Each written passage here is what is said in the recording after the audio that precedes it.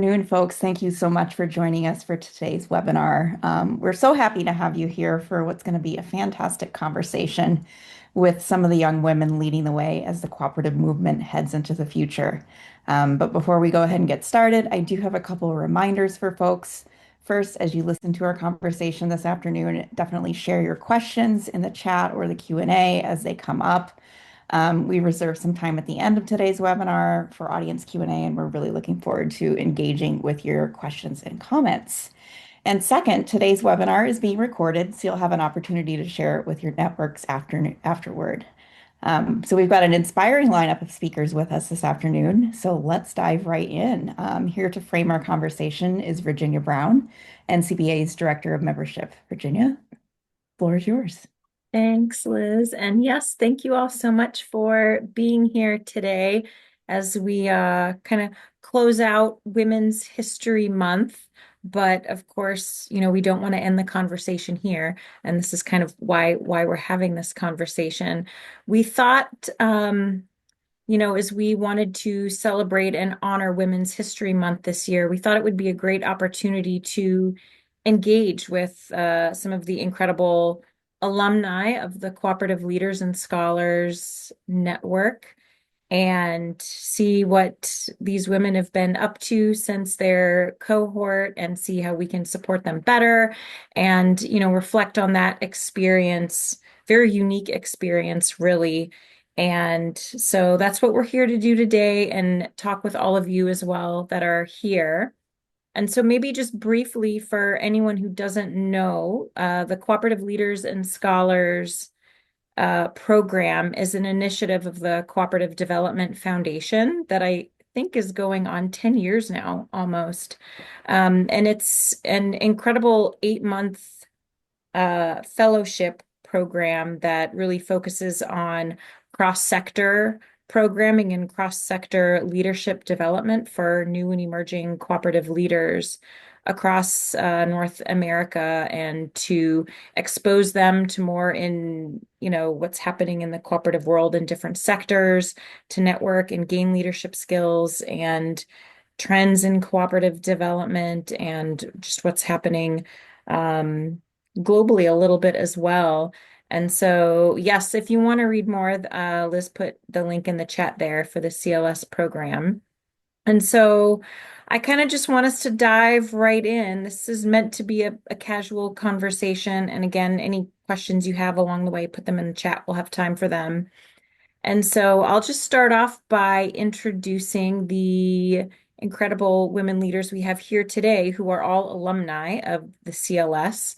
And so we have got Jessica Avery. She's the Director of Advocacy from the Cooperative Credit Union Association. We also have Capri Jones, who's a community manager from the Riverton Community Housing Cooperative in Minneapolis. It serves the Twin Cities. We've got Stephanie Sukaseka, who's a senior cooperative growth consultant focusing on home care cooperatives with the ICA group.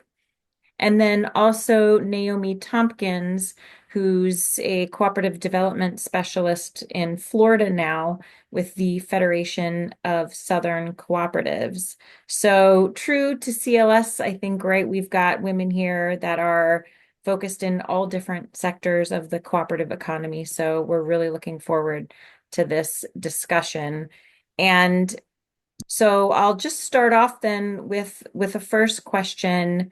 Since you all are CLS alumni, I feel like I need to ask, as you have reflected on your experience, what did you appreciate most about your CLS cohort and that entire experience, and how has that shaped your cooperative journey?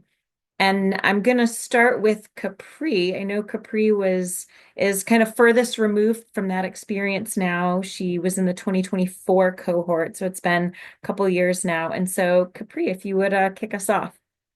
Yes, of course. Thank you, Virginia. Yes, I'm Capria Jones. My cohort was in 2024. And yeah, so I would say what I appreciated most about CLS was being in a space where leadership did not only look one way. And that is a big thing for me.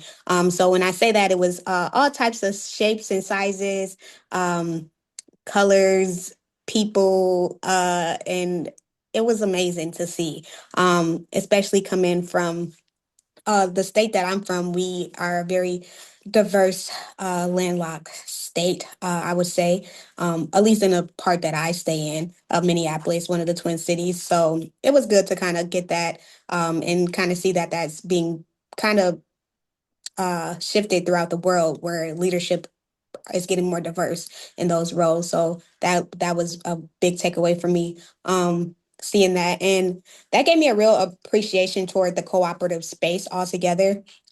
Being able to notice and highlight those leaders that are coming from those spaces, and that's why they are where they are in those leadership roles. And then the co-ops we visit during a time with CLS allowed me to understand the membership and the movement, and how that could just be driven off of, again, a collated bunch of people or a group or a membership, and how that can just really take off and be something very elaborate and efficient for the community, for those members. But it was really powerful and joyful, and I feel like the proper governance and the democratic value that tied in with cooperatives allowed me to really understand the role that I entered in my workspace. Uh, Joining CLS was my second year in the co-op world. So I was still very new to Riverton. I was still very new to the co-op space. So learning all the things that we learned along that path was a really good insight for me to understand the co-ops and the values and the different forms of co-ops and different reasons why co-ops are being brought.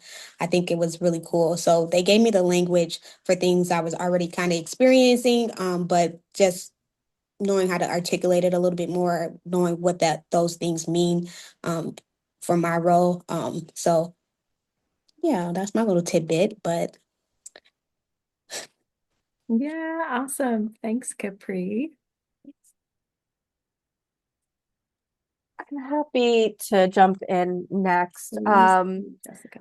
Really what you said there, Capri, about articulating it and understanding the language around cooperatives was really one of the most valuable things for me. So I was in the 2025 cohort, and I was, I believe, the only credit union individual. And so oftentimes when we look at credit unions, there's the language of like cooperative financial institutions, but then there's also like worker cooperatives, consumer cooperatives. So for me, it was really rooted in the models of cooperatives. But from there, particularly in my work as an advocate for credit unions, also looking at ways that credit unions could expand their lending to certain businesses. When I went down to do the Hike the Hill as part of the NCBA CLUSA conference, I believe that was in September, October, I was able to also look at legislation from the lens not only of a credit union, but also what is legislation that would help empower cooperatives to grow, and in turn that helps the capital expansion of credit unions. So for me, it really broke down the silos of what cooperatives were and allowed me to share that language among the cooperative model itself. I'll jump into to follow. I agree with what Jessica and Capri said. I think I really loved and resonated with what you said, Capri, with seeing all the different types of leadership styles. It was really a beautiful and empowering experience to be under the guidance and leadership of Kirsty and Kathy. Like they taught me so much in the way they facilitated, organized the space. There was so much care throughout the 8 months of the program. Um, and I also left with this expanded view. I'm very much within the worker ownership, worker cooperative space. And one of my favorite things from the program is a map that shows how different cooperative structures can all be part of a community. And we got that when we went in person in North Carolina. So that's still something that I referenced today. So I'm really appreciative of it expanding my understanding of how cooperative structures can work together for so many things, like throughout.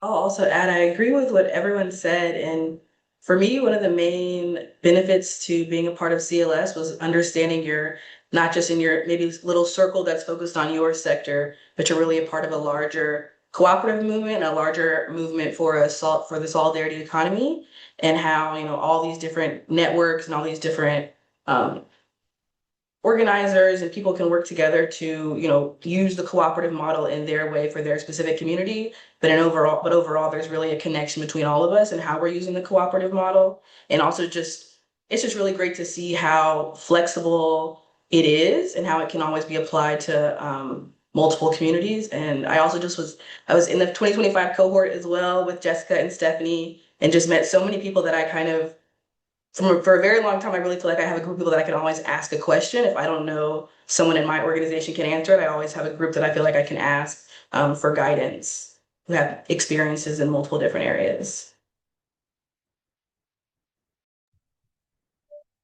Yeah, thank you all so much for that. I think that's so great to hear because that's so much of what, right, the program is designed around is to break down those silos and, create those networks and realize we are all stronger when we're working together and really just strengthening the entire cooperative ecosystem. Um, and so that's really nice to hear. And maybe we'll just since we're talking about it now, I'll just bring up one question from the chat. And hey, Erin, it's so great that you're here. She said it would be great to hear more about the map or the mapping exercise, Stephanie, that I think you mentioned. If you remember what that I was can or how it was share. shared. It's a visual. It's in my office actually. But I'll take a picture and you can share it with the recording to everyone because I think Yeah. it's really awesome. It was given to us by Weaver Co-op in North Carolina. Nice, nice. That Weaver Street Market. Yeah. Yep. Yeah, no, fantastic food co-op in North Carolina. Yeah, yeah. Um, awesome. So we'll share that out, Aaron. And so for this next question then, so I wanted to kind of reflect on the CLS experience a little bit. And then since we are honoring Women's History Month, and to get to know all of you a little bit more, I was just wondering if you all could share a couple of the mentors or role models that you've had along the way in it could be your cooperative journey or just professional journey as a whole. Um, and it can be women or men or anyone else, because I also want to recognize, right now we're talking about women's leadership and professional development, but of course, that's not just the role of women, right? It's everyone's responsibility to promote a more inclusive, cooperative ecosystem and leadership opportunities. So, just anyone in your life that's been a mentor, role model, and um, yeah, just how that's helped shape your path.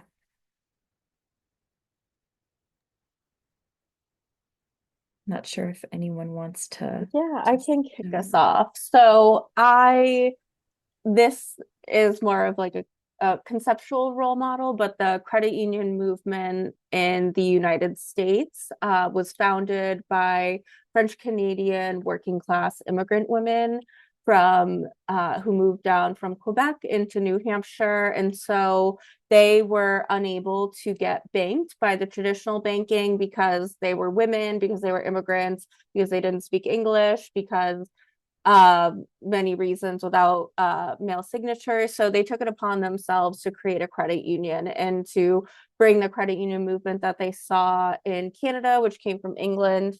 And that really resonates with me. I come from a working class industrial family background that is also French Canadian. So for me, I think about the fact that there was that credit unions ultimately came out of a market failure. And instead of saying that they weren't able to be banked, they weren't able to get these resources, they came together and found a solution that worked for them. And now we have a national model for what these women did. And I think that for me, thinking about the ways that the market isn't necessarily designed for all of us, and what are the ways that I can address those market failures and ensure that I'm not giving up my principles that are really rooted in the cooperative model. That's really the women that I look to when I do this work, and I get really frustrated, and I feel like Atlas kind of pushing it the globe up the mountain. I remember that the women who founded this movement did so out of necessity, which we often see. And so cooperatives again traditionally come out of necessity, and I think that there's just so much power there in their growth. And something else that I like to say is that legislatively there's still a lot of pushback on cooperatives and a lot of pushback on credit unions, and if they weren't scared of our power and our being, they wouldn't be doing that. So yeah, the women of who founded St. Mary's Bank, it's called, are my role models. That's I love that. awesome, Jessica and Kiera in the chat. That's our history fact for today, if you didn't know. And I mean, when you really think about that, right, that what started the credit union movement in the United States, women who were immigrants, like Mm, just pause and think about that. Like that is just so incredible. And that cooperatives and coming together and it's accessible to everyone, right? And I think mhm. there's so much happening in the cooperative space now in North America that's, honoring that and I think is just so powerful. So I'm really glad that you brought that up, Jessica, and maybe more of us on the call did not realize that. So yes, awesome history fact. Yeah, that's really awesome. I didn't know that. I love to learn facts like that bring our history and kind of bring that truth back to the forefront.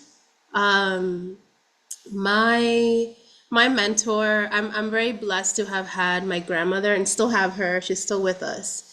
And my grandmother is someone who, well, her mantra is La unión hace la fuerza. It means unity is power. And so, very early on, she taught me the principles that I think a lot of us share, but we don't recognize of cooperating. I think it's the most human, natural thing that we all do, especially when you're working class and are working class or poor, like you struggle, you know how to work together because that's really how you are able to survive and even and grow to thrive. And my grandmother, she immigrated to the U.S. I think she was in her 50s. She's always had a business. In Peru, she had several, like, you would call them bodegas, but selling chicken and whatever.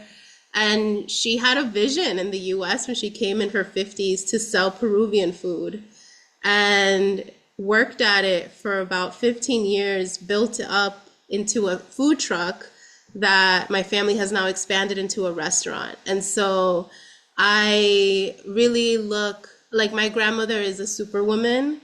And I see her in myself, but I also see her in so many other entrepreneurial women from other street vendors who, feed us on the day to day, to other women entrepreneurs. So I think she's taught me a lot of values that I still carry with me to this day.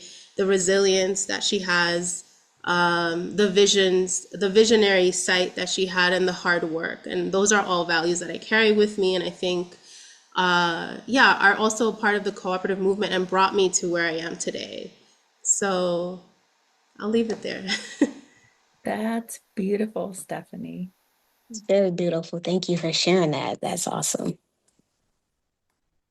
I wanted to piggyback off of that since the topic kind of touched food and and Jessica, great point where like the necessity part, why these are usually driven it up. And I would say food, a common necessity for all, something that most of our cooperatives, agri-co-ops, food co-ops, grocery co-ops. Again, something that really touched base for everybody, kind of movement that people don't know is a real movement unless you're in a space where you can't have those access of produce and stuff like that. So I would like to highlight one of my uh, people as a role model, I would say, for the in the co-op world is Fannie Lou. What is it? Fannie Lou Hamer. She was a Black woman that she's seen that firsthand, that the food and the poverty connection to lack of food was something very big, and I think that was one of her ideas to get it co-ops kind of starting running and producing and incubating those co-ops.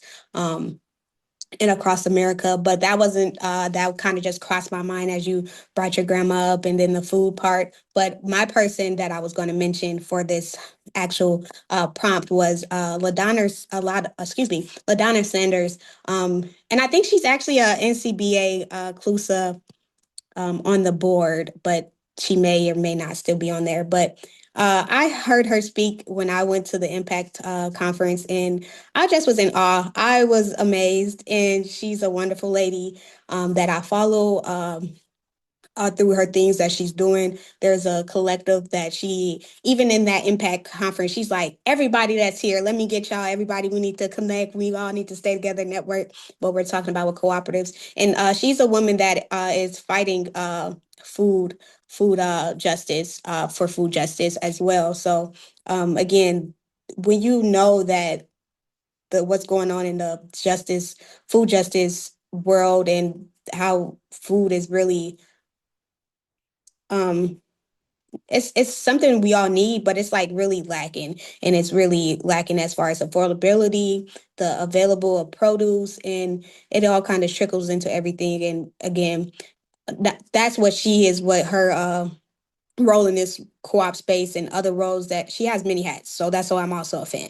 But that is where I know she speaks on. But I was very ignorant to the fact of the food justice and crisis that was going on, and she really opened my eyes to that. And she's very empowering as well. So I would like to highlight, look her up. I think somebody dropped her LinkedIn, and so I definitely would recommend seeing what she's into about all that. She's really good. Yes.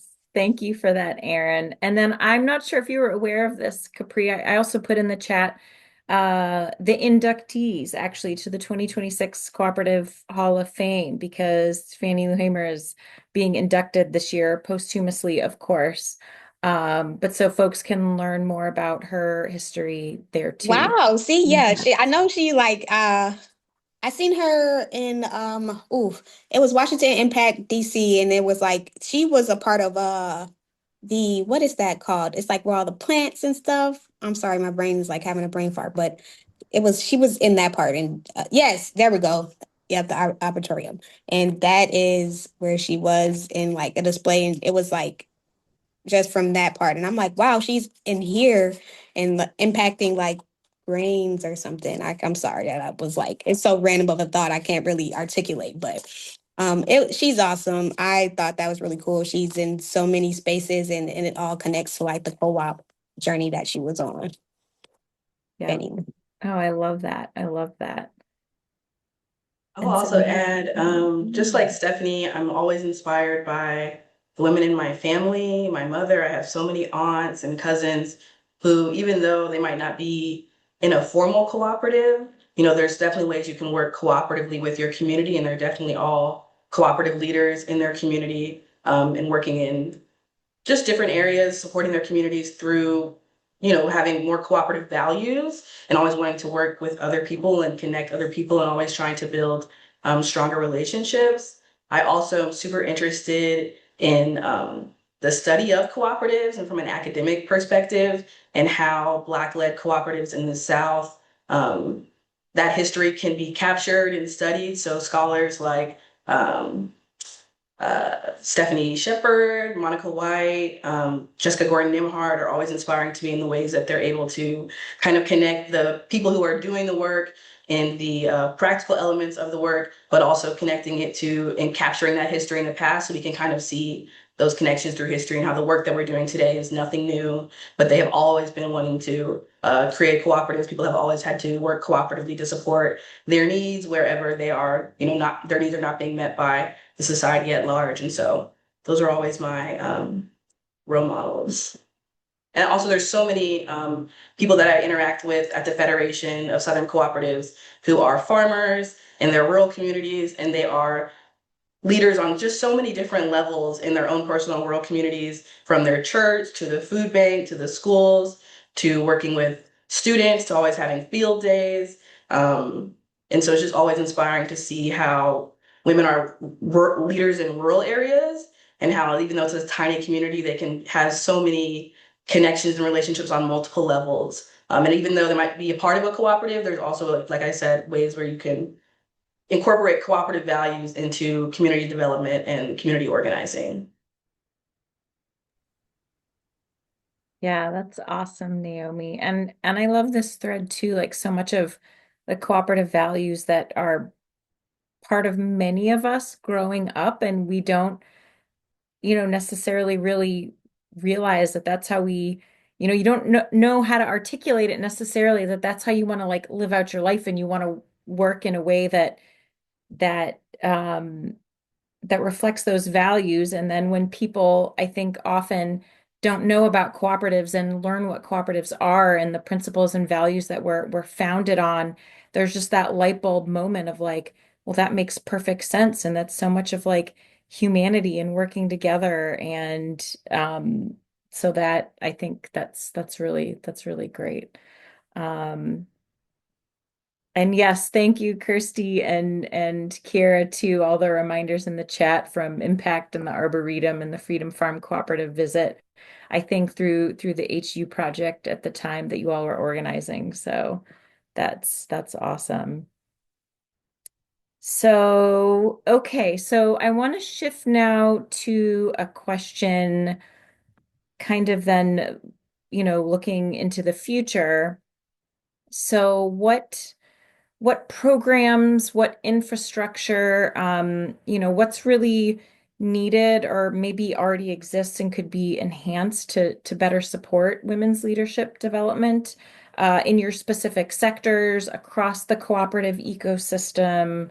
Any thoughts you have on that? And then we should all be taking notes, because I'm sure there are all ways that we can um, do a better job to cultivate women's leadership and development in the cooperative space.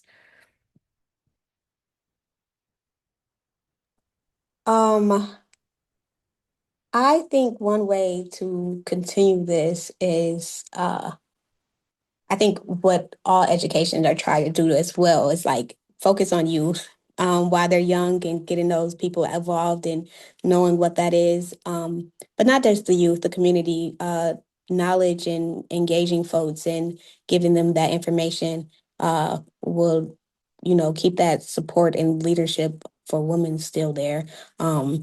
Also, just creating spaces once women get in those spaces, how to manage and their support, and having access to network of ecosystems and et cetera. Like, I think what could be more is, again, more a more straight line to how to get there, and then once you're there, what you need and what you can have, or the access to people that to keep you in that leadership role.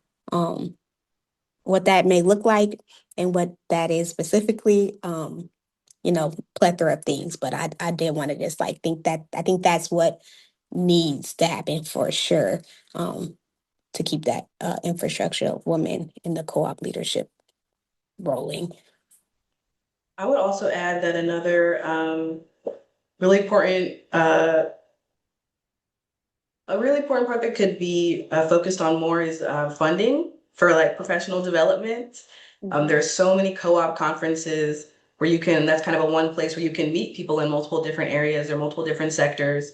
And so funding for those who want to attend conferences or pursue different kinds of education or workshops that are focused on women or specifically for supporting women. Also just ways that we can make our events more accommodating for the challenges that women might have to attend, like always having childcare or just acknowledging how some people might have multiple jobs or might have to um, do more work in different ways that we might not anticipate. Having things always available on Zoom are just things that kind of pop into my mind about maybe some barriers that women might have to being able to participate and learn more. So that's my first idea is funding for professional development, mentorship networks, also everything mentorship networks, but funding for mentorship networks, professional development, funding for professional development, just making sure that there's multiple opportunities for people to be able to be financially supported to do all of these things comfortably, as opposed to maybe having to sacrifice something to attend the conference instead of having to sacrifice whatever it is, there's available funding to support you to take away that worry. I love that, Naomi. Those are like super concrete, like ways that, we can support women's leadership and development, I think.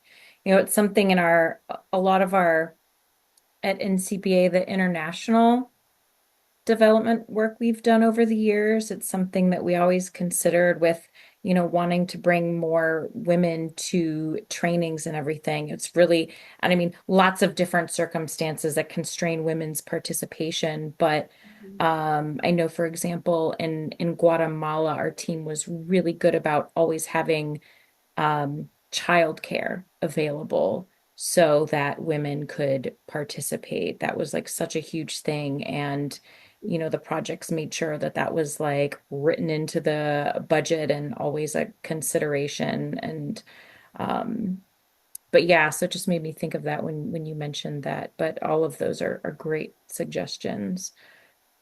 Yeah, I think I love everything everyone said. I think on that mentorship network piece, everything needs funding. We need to have the means to be able to make things happen. Um, creating mentorship networks and then bringing those people, the women in and like elevating them through Mhm. organizations. I think intentional hiring is important as well. And also, maybe looking at the cultures within our organizations and how can we make them more open and accessible are things that we can do within our own cultures, within our own organizations as well. Yeah. That from both of Naomi and Stephanie, it sounds like together, if we could somehow have a member or mentor or member pipeline along the way to kind of structure, this is what it looks like and this is what it will get to, and but again, the funding, needing those people available, their time and all that is very significant to get those things started. That resource element, Capri, is right Yeah. exactly in line of what I'm thinking. So somebody else I should have added as a role model is Dolores Huerta, and especially with the recent news that we received, and that's putting it politely for the sake of a recorded message. A lot of the conversation focused on why didn't she come forward sooner? Why weren't people talking? And as a white woman, I oftentimes think about the fact that we create hierarchies for different generations of women where we see the advancement of women and as, oh, well, women are getting ahead, so why do you want more? And when I think about where women are even in that own conversation where we need to really stand with each other but also for each other and questioning why people are saying things, really like believing what people are saying when they come forward and really giving people the support to believe them, I think is really critical. Again, I am a woman in politics, but also in the financial sector. So I see Kiara's question too about what co-op sectors would you want to see more women in? I would say all of them. I think that they're oftentimes when we think about cooperatives, we almost feminize it or turn it into this like matriarchal concept because it is not very hierarchical. It does come from this collective decision-making concept, but at the end of the day, again, going back to the example I just used, who's the faces of these movements? Who are the ones contributing their voices? And so, again, it's not just women, it's going to require our allies as well, and looking at that from an intersectional lens. So, for me, it's very much what are the ways that I can challenge authority when I see it not acting in the best for the majority or for just individuals in general. I also wanted to add more of a highlight to women that women in worker cooperatives. I don't work often with worker cooperatives, but from what I've read and heard at different conferences by speakers is that that is one avenue that has allowed more women to become entrepreneurs. And I didn't really realize that until, I was put in that context. And so now I'm just thinking more and more about how we can talk about worker cooperatives and creating more worker cooperatives as a way for more women to have access to entrepreneurship in a way that is not just them operating individually, but they are business owners, but in a collectively owned business. So more funding for maybe exploring that and creating mentorship networks for those who are running their, like Stephanie mentioned, your grandmother had a business and that she was working on that for very long. There might be ways where other people are starting their own businesses, but don't realize that they can create a worker cooperative, and that might be a pathway for them to support themselves and their families, but also multiple other women who are, kind of having the same challenges creating their business as well. That's Naomi. I love that you mentioned that. And Stephanie, I hope you don't mind. I'm wondering if you could share with us a little bit more then, because I know you're doing a lot right with worker co-ops that are focused on home care, right? And that's a significantly women-dominated industry. And so how you're working with the worker cooperative model to bring more power to women in that sector. If you could speak on that a little bit, because I Yeah. think that's a perfect example, right, of what Naomi's mentioning. Yeah, I mean, home care is an industry that is ever growing, constantly. The need for home care is growing. And so with home care cooperatives, it allows for the members, the caregivers who do the care to really participate in governance. Home care is an interesting business because you do need to have an administrator who holds kind of the day-to-day down. So what you see is that the membership is the connection to how care can be improved. So caregivers that are in the home, through their observation of their clients, are able to then report, oh, do we need more help with X, Y, and Z for this client? And in turn, that care is so much more valuable because that connection is also then connected to the health providers. So yeah, home care work is, I feel I'm so in love with home care workers because they're such loving individuals. Like there's just such beautiful, caring people. I'm working on developing things for them to do more self-care because I think it's a very emotionally heavy work. And they're not really, caregivers are not usually looking for how to care for themselves, ironically enough. So those are some things that we're building as well. And through ICA, we work, and we have been working with home care cooperative leaders from CHCA, which is one of the largest one of the largest worker co-ops, or the largest home care co-op based out of New York City, HCA based out of Philly, and smaller startup home care cooperatives to build a secondary cooperative to help fill the gaps administratively, back office gaps that exist because like I said, the work is so sacred and important, the work of caring for the elderly or for the developmentally disabled. We want to figure out a way for them to have a shared system where they're able to make the administrative work a little more seamless because it can be very challenging.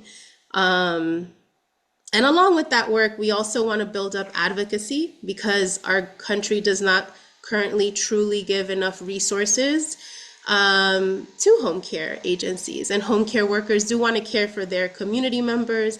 There are tensions there, and work there to be done that we're hoping to do with Elevate Cooperative, which will be a secondary cooperative owned and managed by home care cooperative members. But I hope that was like what you were looking for in terms of describing how a home care cooperative works and how it is empowering to the caregivers who are the member owners of the co-op. Yes, Stephanie, thank you for expanding on that a little bit. Yeah, I just feel like it was such a great example for what Naomi was mentioning and uplifting women in this space through the worker cooperative model.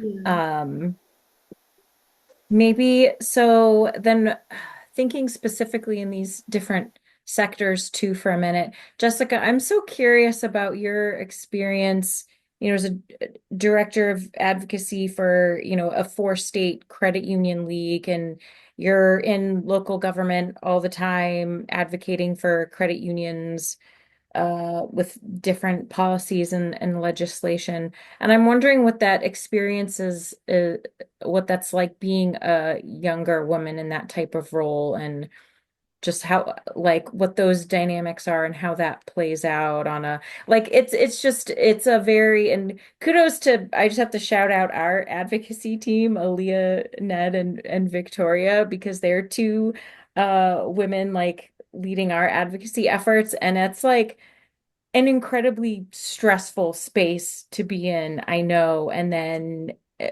being a woman in that space too. And so maybe if you have any insight or talk through that a little bit. Yeah, no, that is a question that I get quite often. And it's something that's just a reality every day. I also, in addition to this, am a city councilor, and I'm the youngest woman in my role there. So oftentimes it's about showing up confidently, which I hate saying, but really the energy that you're bringing into the room is really how people are reading you as well. But I also, it's interesting, like the cooperative model and a lot of like the shared values that we were talking about are the reasons why I think I advanced so quickly in my career. I'm in my early 30s and I've been able to run campaigns and do this work because for me, networking has never been a means to an end. I've always looked at who are you as a person, and I'm just so curious about people and what they're doing that I think that even if someone might not be perfectly connected to what you're doing right now, there is value in that conversation. And so often I have been called the secretary before, unfortunately. And I've seen those things, but again, that's where my mentors also come into play, where they have always advocated for me in those spaces. And um, my supervisor is a male, his direct supervisor is a male, and so they're always turning to me. And so making sure that I'm showing up in a way where I'm demonstrate like authentically who I am and asking questions and using my voice. Those are things that the cooperative model champions. And again, working in a lot of these spaces might not always be championed, but at the end of the day, I have never had it be a negative thing to use my voice. And again, recognize the different layers there. So, particularly in advocacy, too, I think that the lived experience has been kind of more elevated, and you have to have the data and you have to have the background, but a lot of elected officials and a lot of their staff really want to see you show up that way. And there's also, unfortunately, just there's data that demonstrates when companies are in crisis, they call women leaders in, and women leaders are the ones who are really able to fix and turn around the ship. So I also think that because of how women have been socialized, we have been forced to kind of look at things more holistically, which again is just a natural consequence. But those are really the three main buckets, I would say. Oh, that's so interesting. Thank you, Jessica.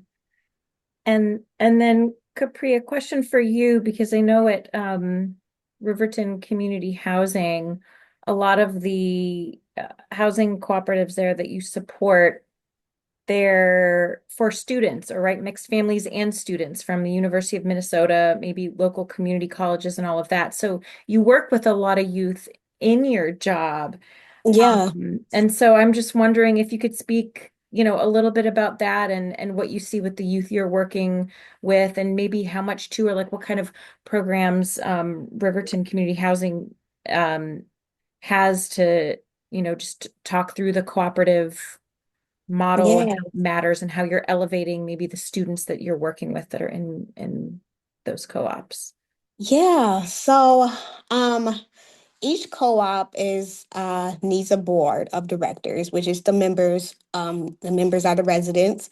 So we require so many of individuals on that board. For each co-op looks different from their rules and bylaws set.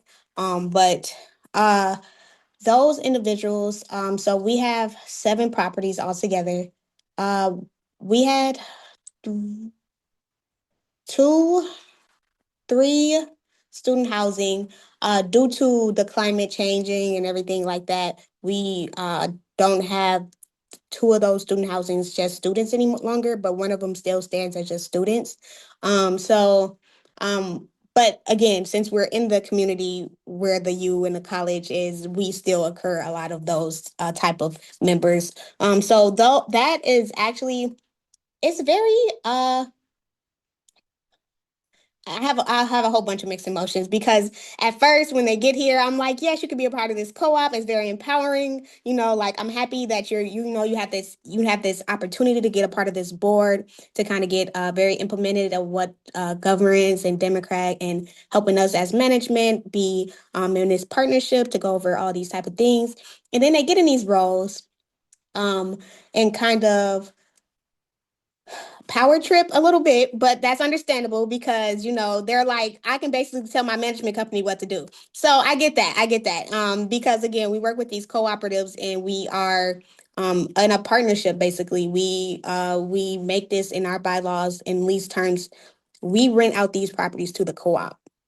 And so the co-op are in control of their members, they're in control of these leases. So all the technicalities, they are in control and they are our bosses. And once they realize that, again, I love that for them. If I was in their shoes, I probably act somewhat different at the age of 19 to 26. It just kind of it gets you when you're like, and then they get really precise about things. They get caught up on wording. And as a management company that just try to is uniform and try to do the same thing throughout our properties, they're like, no, we're an individual co-op. So I do like that they take that ownership, they take that empowerment and really try to produce what they feel like is best for their community, which is always great because I think us as professional staff, we get caught up on like the technicalities throughout the property, and they're always grounding us and focusing us back on the community efforts and the grounding. So a lot of us stuff, again, we try to go about fair housing, the proper way of property management way of thinking about things. And again, they're always humbling and grounding us like, well, that's not very cooperative way value to go about things. So it's really nice, actually. That's why I say I have a mixed emotions because, again, I'm just trying to do something that they want or instructed Riverton to do, and then we do it, and their members are upset, and they're like, we don't like that. And we're like, you came up with it. We don't like that. So I do like that for them, but it sometimes make my job hard, but I'm not complaining. I do think that it's wonderful to be having that experience while you're kind of getting older, as you're understanding the world, as you're understanding like you can't make everybody happy. It's like our board presidents, they kind of freak out sometimes because they have their members going like crazy over this one thing, and they're like, we want to fix everything one member brings up, and we're like, we have to speak as a collective, like we have to do stuff moving as a community. We have to do stuff that's going to impact future residents. So I think it really allows them to really see the business part of it, along with the democratic of the co-op and like governance part of it as well. And really, I think they are taking it away and feeling empowered from it because they definitely hold us accountable, and they definitely after the board training and stuff, they're like, okay, they get a little understanding. We offer board training every year. There's an annual, I think that's like required through co-ops, but there's an AGM is presented to all our members every year, just to kind of get them familiar with the co-op, vote in their board members. And then we also try to hold the co-ops accountable with community engagement. So I have a colleague his name's Gunnar Carlson. He's very great in the cooperative world, but he collabs one-on-one with our co-ops when it comes to training and what board the co-op board should be doing for their community and kind of stuff like that. So there's plethora of things that they came up with in history. The boards, because we are again student demographic, it's a turnaround. They're not here. They're probably here the longest is 4 years or longer if they're pursuing a longer degree. But so that's what we realized is that our board, they'll start something and then the next year the new board will come in, may not or may not pick up anything. But all in all, I would say it's great to experience it. I love that for them, having that empowerment and that role that makes them feel like a leader. I do enjoy that, seeing that, and I like directing their members to go talk to their board because, again, that's a decision that they feel empowered to do. So it's really nice actually to see it, and especially in the youth. That's awesome, Capri. That like just kind of untangling some of those like dynamics there, right? I think Mhm. that's you're pointing to one of the hard things with cooperatives, right? Is that it's an association of people and running a business, right? And so sometimes those like business and association tensions, right? They're Mhm. necessary and they're good and like working Mhm. through that. And I think that's so valuable. Like growing those leadership development skills in young people that are living in housing cooperatives. Yeah, That's like just, I mean, maybe, learning just as much or more in that setting than also like what they're learning academically too, right? Like just as important, exactly. I think. Yeah. Um, but yeah, that's so interesting. Um, I realize we're coming up on time soon. I'm not sure if there were any other questions in the chat. If anyone has any last questions they want to put in the chat for the group here, um, before we go to just kind of closing thoughts. Okay. How's being in the cooperative space in your CLS education changed your perspective in everyday life? Okay, that's an interesting one. Thank you. That is a great question, and I think that again, when I was a part of CLS, joining also Riverton too, I kind of felt like a full circle of what I've been wanting to do, but just didn't know that is what I wanted to do.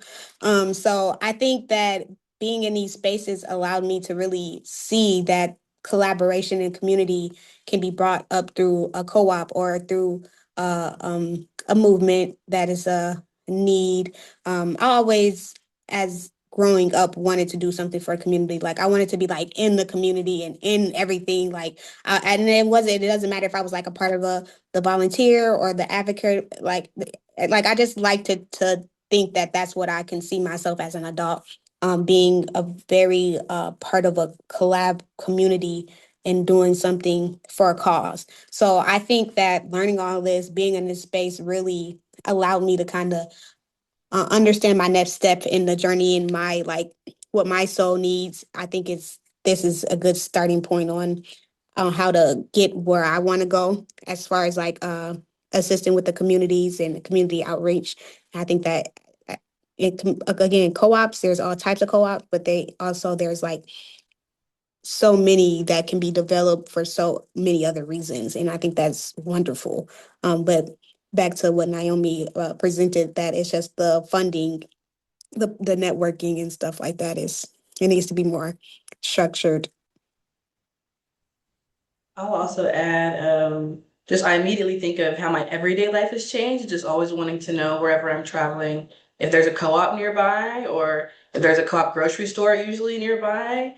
is something that I just now have in the back of my mind. And I'm also just always interested in learning about the cooperative history of the places that I'm visiting and where I travel to, and trying to hear from all the farmers that we work with, if how a cooperative used to exist, 30 years ago, 40 years ago, or when I was growing up, or when my dad was growing up, or we used to have a dairy co-op and always get all of these things. So I just love learning about the history. And then similar to Capri, I kind of discovered cooperatives in undergrad, and I was just so happy to be able to find something that I can work in, that I don't have to maybe work a more traditional job and then do volunteering on the side to kind of fulfill my interest and passion for community development. It's something that I could do. I could have a career in cooperatives and really have this background in community development that I've always wanted to work into. And instead of having to do it on the side, there's ways, again, with more funding, we can have more opportunities to, be able to pursue that professionally, and not have to have like kind of split lives. So that's one thing. I think for me, like it being part of the CLS program, I really more stepped into my leadership, I would say. Like I was able to see myself as a leader and what do I want to do with my time and with my future career. And so I've been doing a lot of thinking about that, I would say, and how, yeah, and just being able to see all of the interconnections amongst the cooperative movement. I move with that both curiosity and intention every day since since CLS. So CLS is amazing. Thank you, Kirsty. Thank you, Kathy. Thank you, everybody. Yes, I just want to echo what my colleague said. And when I think about how this impacted my everyday life, I, again, am also looking at ways where we can bring more cooperative principles into government as a democratic republic. And again, thinking about the foundation of our country, where the Constitution was not meant and covered everybody, and how can we bring forward more dialogue that allows us not necessarily to build consensus-based decisions, but the cooperative-based decisions where we're not looking at cost-benefit analysis in the same capitalist way. So those are really ways that has brought me back to some of my like gender studies econ undergrad life and how I can apply that to my day-to-day advocacy work. I also wanted to add, kind of building off of what Stephanie said, one of the main things that I received from CLS is confidence, especially in the cooperative sector. And I also kind of joined working for the Federation. It was my second year working in cooperatives when I joined CLS. And I can't imagine, how I would be, talking about the cooperative movement and my place in the cooperative movement and how I'm connected to more people and how I'm talking about it now, being through CLS and kind of having that mentorship and that really nurturing through the very beginning stages where if I didn't discover CLS and I've been working with the cooperatives for 5-6 years, and yes, I'd be doing my own networking, but it was just it's completely black and white having the opportunity and trying to do it alone. Well, that's so great. And you know what, Kiara, that ended up being like a really great closing question for everyone here because we just have a couple minutes left now. So thank you all so much. I'm gonna hand it over to Kiara to close us out. And no, this has just been such an awesome conversation and good practical next steps, I think, that all of us should be thinking about, especially with, nurturing mentor networks and funding and creating more opportunities for women to participate, right, in conferences, events, all those kind of things. So, Kiara, over to you. Thank you, Virginia. And thanks everyone again, Jessica, Capri, Stephanie, and Naomi.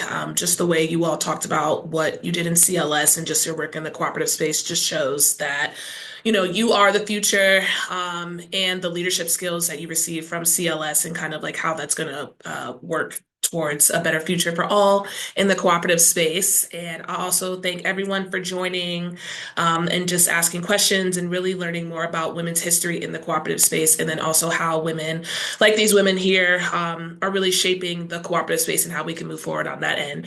So the only thing I have is just in the event that you aren't in our membership, National Cooperative Business Association is the apex membership association for cooperatives in the US. So we are membership based. And if you're interested in becoming a member, I'm going to drop the link in the chat. You can schedule an informational session about us, about how what our membership entails. It includes advocacy on behalf of cooperatives as small business, as a viable small business option. And then also we do leadership training on that end, and having people who are our members become more empowered to advocate on their behalf on the state and local level. So if anyone, and then also I'm going to do a plug for CLS as well. So if anyone is interested in CLS, we can send you information on that end as well. And again, thank you to everyone who joined. And that's all I have. I hope everyone has a wonderful day and a wonderful week as well. Thank you all. Thank you. Thank you. you. Rest of your week. Bye.